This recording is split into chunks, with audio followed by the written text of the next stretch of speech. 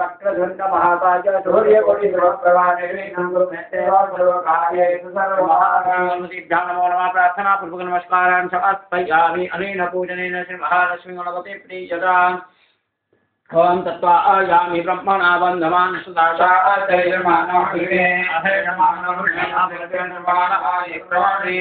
अस्मिन् कलशे वरुणो सांगो सूर्यवांशागं शक्तिकाय नमः। सर्वोपचारार्थकं पत्रपुष्पाणि समर्पयामि। पुष्पैः पूजयामि।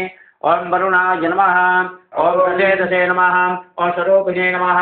ओम मकरवाहनाय नमः। ओम ज्येष्ठराजाय नमः। ओम पाशहस्ताय नमः। वरुणमूर्तये नमः। नामपूरान् समर्पयामि। धूपदीपात्यक्षतान् समर्पयामि।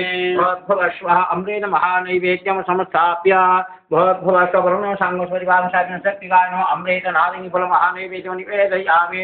नैवेद्यं दास्मन् समर्पयामि।